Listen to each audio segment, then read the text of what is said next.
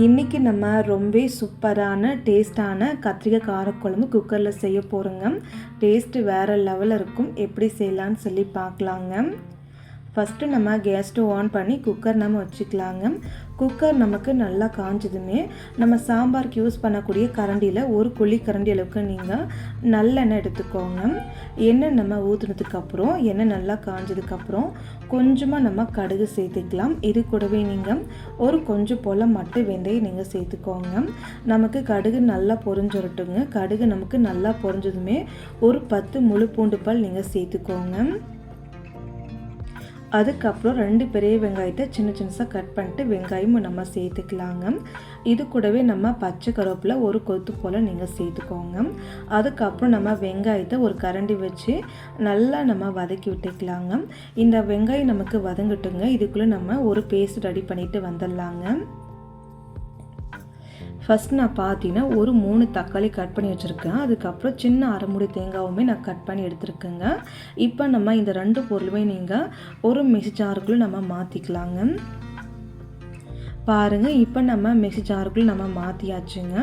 அதுக்கப்புறம் இதுக்குள்ளே நீங்கள் பார்த்தீங்கன்னா நம்ம சாம்பாருக்கு யூஸ் பண்ணக்கூடிய மிளகாய் தூளுங்க ஒரு 2 டீஸ்பூனுக்கு நான் சேர்த்துக்கிறேன். உங்களுக்கு காரத்துக்கு எவ்வளோ தேவையோ அதுக்கேற்ற மாதிரி நீங்கள் சேர்த்துக்கோங்க. இப்போ நம்ம மிளகாய் தூள் சேர்த்ததுக்கப்புறம் மூடி போட்டு நம்ம நைஸாக அரைச்சிட்டு வந்துடலாங்க. பாருங்கள், நல்லா நைஸாக நம்ம அரைச்சிட்டு வந்தாச்சு. இதை நீங்கள் அப்படியே சைடில் வச்சுக்கோங்க. இப்போ பாருங்கள், நமக்கு வெங்காயமும் நல்லா நமக்கு வதங்கி வந்துடுச்சுங்க. இந்த அளவுக்கு வெங்காயத்தை நல்லா நீங்கள் வதக்கி வச்சுக்கோங்க. இது கூடவே நம்ம மற்ற பொருள் எல்லாமே சேர்த்துக்கலாம். ஒரு 1/4 டீஸ்பூனுக்கு மஞ்சள் தூளுங்க. அதுக்கப்புறம் தனி மிளகாய்த்தூள் ஒரு 1/2 டீஸ்பூனுக்கு நீங்கள் சேர்த்துக்கோங்க. இது கூடவே நம்ம பெருங்காயத்தூள் ஒரு கொஞ்சம் போல் மட்டும் நீங்கள் சேர்த்துக்கோங்க. அதுக்கப்புறம் நம்ம கரண்டி வச்சு நல்லா நம்ம கலக்கி விட்டுக்கலாங்க. பாருங்கள், நல்லா நம்ம வதக்கியாச்சுங்க. அதுக்கப்புறம் நம்ம 1/2 கிலோ கத்திரிக்காய் எடுத்துருக்கேன். 1/2 கிலோ கத்திரிக்காவை இது போல் சின்ன சின்னதாக கட் பண்ணிக்கிட்டேன். உள்ளே நீங்கள் புழு பூச்சிருக்கான்னு சொல்லி நல்லா செக் பண்ணிக்கோங்க. அதுக்கப்புறம் தண்ணி ஊற்றி நல்லா வாஷ் பண்ணிட்டு கத்திரிக்காய் ஃபுல்லாகவும் நீங்கள் சேர்த்துக்கோங்க. அதுக்கப்புறம் ஒரு டீஸ்பூனுக்கு நம்ம கல்லுப்பு சேர்த்துக்கலாங்க. ஒரு கரண்டி வச்சு நல்லா நம்ம கலந்து விட்டுடலாங்க. பாருங்கள், நான் நல்லா கலந்து விட்டாச்சு. இப்படியே நீங்கள் ஒரு 2 நிமிஷம் போல் மட்டும் நல்லா நம்ம கலந்து விட்டுக்கலாங்க. 2 நிமிஷம் கழிச்சு நீங்கள் பார்த்தீங்கன்னா மறைச்சி சொல்லிய பேஸ்ட்டு அது ஃபுல்லாகவே நம்ம சேர்த்துக்கலாங்க. இப்போ பாருங்கள், அரைச்சி வச்ச எல்லா பேஸ்ட்டுமே நம்ம சேர்த்தாச்சுங்க. அதுக்கப்புறம் நம்ம தண்ணி சேர்த்துக்கலாங்க. மொத்தமாக நீங்கள் ஒரு சொம்பளுக்கு நீங்கள் தண்ணி சேர்த்தா போதும். நான் மிக்ஸி ஜாரில் அழைச்சி நான் ஊற்றிக்கிட்டேங்க. அதுக்கப்புறம் இது கூடவே நீங்கள் ஒரு நெல்லிக்காய் சைஸுக்கு புளி கரைச்சி நீங்கள் ஊற்றிட்டு ஒரு கரண்டி வச்சு நல்லா நம்ம கலக்கி விட்டுடலாங்க. உப்பு கரெக்டாக இருக்குன்னு சொல்லி செக் பண்ணிக்கோங்க. எனக்கு உப்பு காரம் எல்லாமே கரெக்டாக இருந்துச்சுங்க. அதுக்கப்புறம் நம்ம எப்போதும் போல் நீங்கள் குக்கர் மூடி போட்டுக்கோங்க. அதுக்கப்புறம் நீங்கள் விசில் மாட்டிட்டு ஒரு விசில் இல்லைனா நீங்கள் 2 விசில் மட்டும் வச்சா போதும்.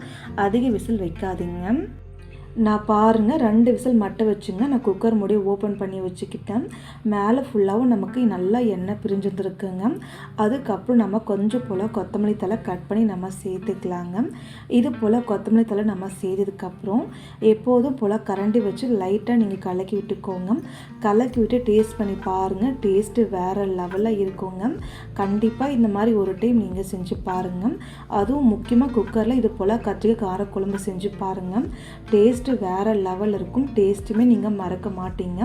அந்தளவுக்கு சூப்பராக இருக்குங்க.